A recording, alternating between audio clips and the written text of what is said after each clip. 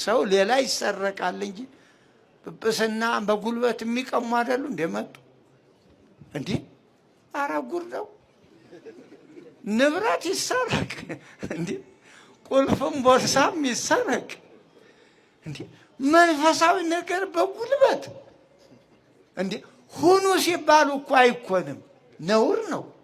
እኔ መቼም ሳድግ በእውነቱ እግዚአብሔር በሚያውቅ አበምኔት እንኳ ሁኑ ሲባሉ እምቢ እያሉ እየጠፉ ታስረው ነው፣ በግንድ ገዳም ታስረው አንተ ብቁ ነህ ተብሎ እንዴ።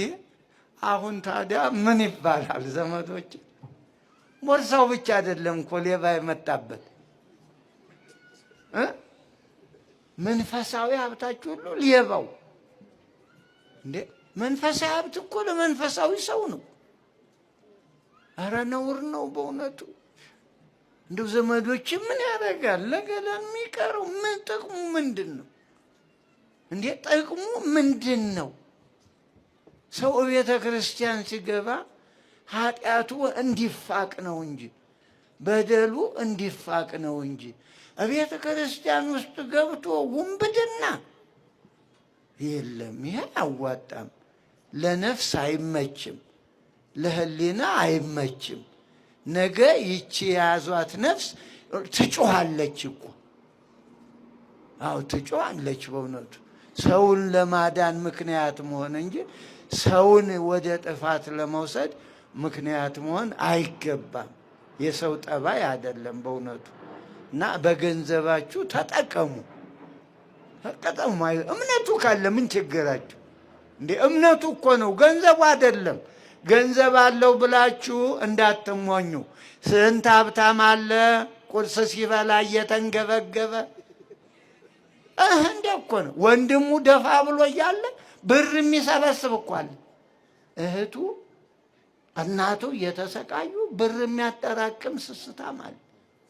እንዲህ በሉቃስ እንደተጻፈው በሉቃስ 12:15 ጀምሮ አንተ ለማን ይሆን አለው እግዚአብሔር ቢጨንቅ እንዲሁ ለማን ታረገዋለህ ይሄን አለ።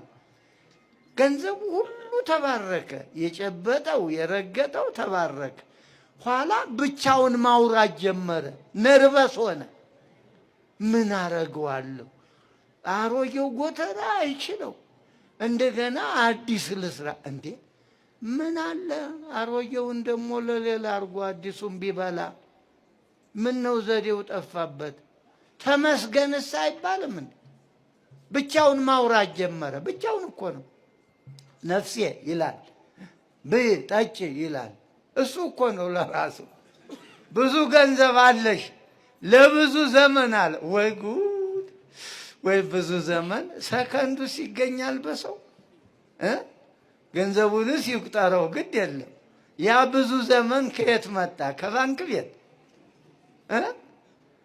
ብዙ ዘመን አለሽ ያለ ሰው እኮ እንደ ሲያብድ እንደዚህ ነው።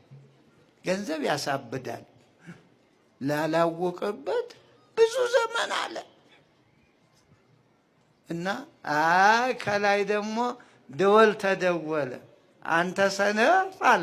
ገና ሳይጨርሰው እኮ ነው እሱ በረሃ ሊወርድ ጎተራ ሊሰራ ማገር ሊቆርጥ አረግ ሊመስድ በረሃ ሄደ። ኦ አብዳል አንተ ሰነፍ በዛቲ ሌሊት ይነስእዋ ለነፍስከ፣ ነፍስህን ከስጋ ዛሬ ይለዩታል አለ። ባበቃ ለማን አለ። እንግዲህ ምን እንደሚል ምንለው አናጣ እንኳ ለልጄ እንላለን እንዴ።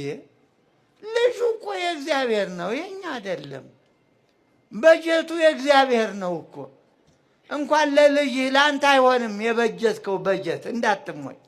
ለአንተም አይሆን ለራሱ። አዎ እንዴ። እና ስንወለድ ባዶ እኮ ነው፣ ባዶ። እንደው ራቆታችንን መተን አሁን እኮ በምድር ነቀዙ መብዛቱ ታውቁት የለ አታውቁትም? ስንት ነቀዝ አለባችሁ፣ ስንት ብል አለ በእውነቱ። ሰው አንዳንዱ ሞኝ መኪና መያዝ ጥሩ እረፍት ይመስለዋል። ልጄ እንደ አንድ መኪና ይዞ ያለ ስራ ከመጃጃል የድሃ ልጆች ማሳደግ ጎማው ራሱ ነቀዝ ነው። ያለ ኢንሹራንስ አይንቀላቀል። ነዳጁ የምታዩት ነው። ዛሬ ላይ ጣራ በመሰላል ማውረድ አይቻልም አይደል እንዴ? ይሄን ነው ነቀዝ የበዛበት ጠላት እዚህ ቁመህ ከኪስ የሚወስድ ነቀዝ አለ አይደል? ቁመህ ከኪስ በቁም የሚበላ ነቀዝ እና አሁንም ተጠንቀቁ። እኔ ስለ ነቀዝ ሲያወራ እንዳያነቅዝህ፣ እውነቴን ነው። ኋላ አርሴማ ይላል። እንዴ አርሴማ አንተም ኪስ ትጠብቃለህ እንዴ? እንዴ ይሄ ምን አይነት ቋንቋ ነው?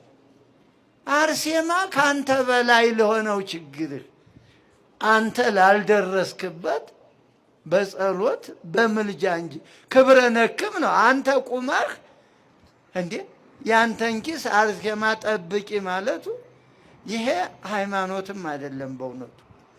ክርስቲያን እኮ የሌላውን ይጠብቃል፣ አይሰረቅም፣ አይሰርቅም። እና ወጣቶቹ በጣም በጣም ልንማረው ይገባል። ሀገራችንን የምናድን በዚህ አካሄድ ነው። ኢትዮጵያን ኢትዮጵያ ለማሰኘ እንደ ትናንቱ እኮ ነው። ይኸው ትላልቅ ታሪክ በትላልቆች ሰዎች ተሰርቶ እኮ አይደለም። እዚህ ኢየሩሳሌም የትኛውም ጥቁር የትኛውም አፍሪካ ርስት የለውም። ኢየሩሳሌም የትኛውም ኢትዮጵያ ብቻ ናት። በነማን በነገስታቱ በእቴጌቱ በንግስታቱ ዛሬ እኛ የምንኮራበት ኢየሩሳሌም ገዳሙ እና እንዲህ ያሉትን ሰዎች እግዚአብሔር እንዲያበዛልን ነው። ይችን የመሰለች ሌላ ሀገር እኮ ብታዩ እንዴት አድርጋችሁ አክብራችሁ ትይዟት ነበር? እንዴት እንዲህ ያለ አየር ንብረት የለም እኮ ዘመዶች። አሁን ትልልቁ ሀገር ብትሄዱ ምዕራቡ አሜሪካ ንፍጥህን መናፈጥ አትችልም። ጣትህ ተቆልፎ እንደዚህ እንደዚህ እንደዚህ ነው። እንዲህ የኔ ቢጤ አሁን ይህ አየር ልብስ አይቀየር፣ ሻወር አይወሰድ እንዴ!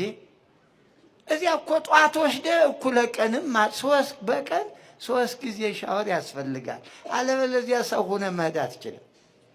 የአየሩ መበላሸት፣ የምግቡ በኬሚካል የተበረዘ እዚህ ምን አለ በእውነት? እፉኝ ባቄላ በልቶ ውሃ ጠጥቶ እንደው እየተጫወቱ ይመሸል እንዴ? እዚያ እኮ እንደ ከብት ማድለቢያ ነው። ያን ይበላል ሰው ያለ ጊዜው የተወለደው ክብደት ጨምሮ 8 ዓመት ላይ ስታክ ያረገ ገጸ ከለባት የሚባሉ ሰው ሆነው ተረግመው ወደ አውሬነት የተለወጡ ማለት ነው። በርግማን የውሻ ፊት ያላቸው፣ ጥርሳቸው ከዘንዶ የሚበልጥ ጆሮ ያላቸው፣ አንበሳና ዘንዶን ሰባብረው የሚጥሉ የሰው አውሬዎች ነበሩ። እነዚህ አውሬዎች የቅዱስ መርቆሬዎስን አያት ሰባብረው ገደሉት። እኒህ ጥርሳቸው ከአንበሳ ይልቅ የሚበልጥ ግርማቸው የሚያስፈራ የሁሉንም አራዊት ስልጣን ወይም ጉልበት አካተው የያዙ ናቸው። እንደ ዘንዶ ይነድፋሉ፣ እንደ አንበሳ ይሰብራሉ፣ እንደ ነምር ይወጋሉ። እንደ ሌላውም ሁሉ ስልጣን አላቸው። ኃይለኞች ናቸው፣ ግን የሰው ዘር ናቸው። በነገራችሁ ላይ ሰው ዘር ናቸው። የሰው ዘር መሆናቸው በምን እንደሚታወቀው የሰው ዘር ያልሆነ ሰው ክርስትናን አያገኝም፣ ተጠምቀዋል ኋላ። ስለዚህ ሰዎች ናቸው። ጥምቀት የተሰጠች ደግሞ ለሰው ዘር ነው። በምን ምክንያት እንዲያለ ፍጥረት እንዲያለ ፊት እንደሰጣቸው እግዚአብሔር ያውቃል።